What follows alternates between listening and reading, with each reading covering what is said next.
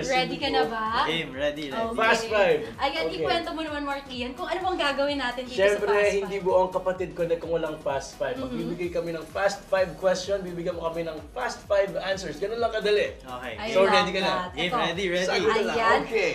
Amiel, actually, medyo nagbago kasi noon nandito ang aming mga Fast Five questions sa prompter. Eh, nababasa daw kasi ng aming mga Ay, guests. naku. Kaya ginawa na namin ang cue Cue card. card. Siyempre, Okay, para simulan hindi mo ka- na, Mark Ian. the Ready ka na? honors. Ready. Okay. Aha. Simulan natin sa tanong na sino. Okay. Okay.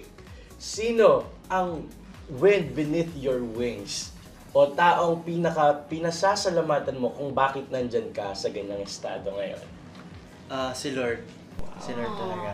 Kasi, siya talaga, parang sa kanya talaga nagagaling lahat ng blessings ko. Ayan. Ikwento mo nga yung point sa buhay mo na parang the best ka talaga, Yeah. Lord. Ganun. Ayun, actually yung yung mismong, kasi ako talaga, napansin ko na unang nag-trend itong kanta na to sa TikTok.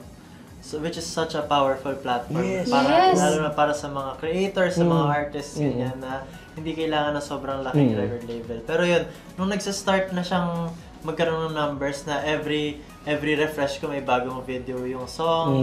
Yeah. Ganun. So yun talaga, grabe, thank you Lord. Ibig sabihin, feeling ko naman ang daming nagre-resonate sa song na yun na, gusto talaga nila ng ng calm love. Yes. Yeah. At hindi lang yun, nakakakilig talaga siyang pakinggan. Talagang mapapasmile ka, di ba? Ito gagawin ko rin ng TikTok video ng pag-uwi. Yan. Ay, gawin natin! Gawin natin!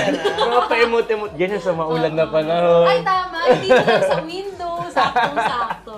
Okay, ito Sige. na yung next question, Amiel. Ano ang isang linya na nasulat mo na super proud ka? Like, bigyan mo naman kami ng sample ng one stanza or one line. Ito, galing sa kanta na Sa Bawat Sandali. Yung meron akong line na nais kong sumibol kasama ka. Oh. And I think isa sa mga signs of a healthy and very good relationship is that you grow together. Yeah. So yun yung parang isa sa mga favorite lines ko. Ang deep ng word, no? Ano ulit yung Sumibol. sumibol? Di ba not a lot of Gen Zs would actually know that? Pero Yeah. napaka-deep. Oh, guys mayroon tayong word of the day, sumibol. Yes. Sumibol as Oo. partners. Yes, Hindi lang oo.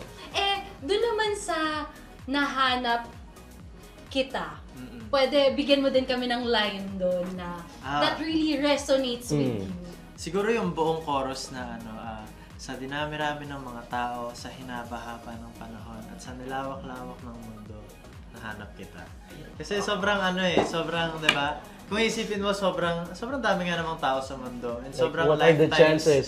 Oo, di ba? What are the chances nga talaga na, so kapag nahanap mo talaga yung tao para sa'yo, dapat, talaga, recognize na ang daming pwedeng mangyari para hindi kayo mag-meet. Pero Oo. here you are, so sobrang grateful ka lang dapat and huwag mo na siyang pakakawalan pa. Yeah. Parang destiny. Oo, ganyan. di ba? Yes. Isang sample naman dyan. Kantahin mo Sure. lang Sige. yung Yeah. part na yun. Tababaan ko lang konti. Sa dinami-rami ng mga tao, sa hinaba-haba ng panahon,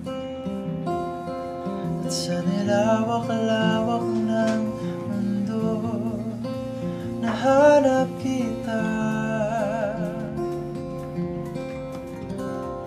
Yun. Ang ganda. Parang gusto ko patapos yung kanta. Kaya nga. Pabitin naman masyado. Ayan, sa mga nabitin dyan, pwede yung stream yun. Yan, Nahanap tama, kita. ganda. Correct. Out yan, out now. Nahanap kita by Amiel. Yes. Di ba?